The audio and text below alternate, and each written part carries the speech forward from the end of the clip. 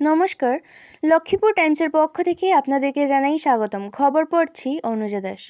বিভিন্ন অনুষ্ঠানের মধ্য দিয়ে বর্ষবরণ অনুষ্ঠান করল বরাক উপত্যকা বঙ্গ সাহিত্য ও সংস্কৃতি সম্মেলন লক্ষ্মীপুর আঞ্চলিক সমিতি। বুধবার লক্ষ্মীপুর বঙ্গভবনে আয়োজিত অনুষ্ঠানের সভায় পৌরোহিত্য করেন বরাক উপত্যকা বঙ্গ সাহিত্য ও সংস্কৃতি সম্মেলন লক্ষ্মীপুর আঞ্চলিক সমিতির সভাপতি সুশান্ত ভট্টাচার্য। অনুষ্ঠানে অতিথি হিসেবে উপস্থিত ছিলেন সমাজসেবী সুবীর সরকার। প্রদীপ প্রজ্বলন করে যৌথভাবে অনুষ্ঠানের সূচনা করেন বরাকবঙ্গ লক্ষ্মীপুর আঞ্চলিক সমিতির সহসভাপতি আলিমউদ্দিন মজুমদার ও সিয়ারাম যাদব। তারপর উদ্বোধনী সমবেত সঙ্গীত পরিবেশন করেন সমিতির শিল্পীরা। সভায় উদ্দেশ্য ব্যাখ্যা করেন সম্পাদক রানাজিৎ দাস। অনুষ্ঠানে পয়লা বৈশাখের তাৎপর্য নিয়ে বক্তব্য রাখেন সাত্তকী দাস, সুবীর সরকার, কার্তিক রায়, সুশান্ত ভট্টাচার্য, আলিমউদ্দিন মজুমদার সহ অন্যান্যরা।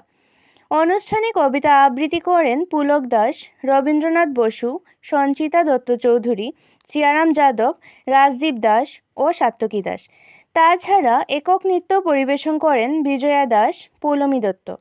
একক সঙ্গীত পরিবেশন করেন পাপিয়া সেন, সোমা রায়, অনুরাধা রায়, দিয়া দাস, মানস রায়, গৌতম রুদ্র পাল, রূপম দেব, সৌরভ দাস, কুমকুম রায়, সঞ্চারী দাস, কার্তিক রায়, লক্ষরিক রায় সহ অন্যান্যরা।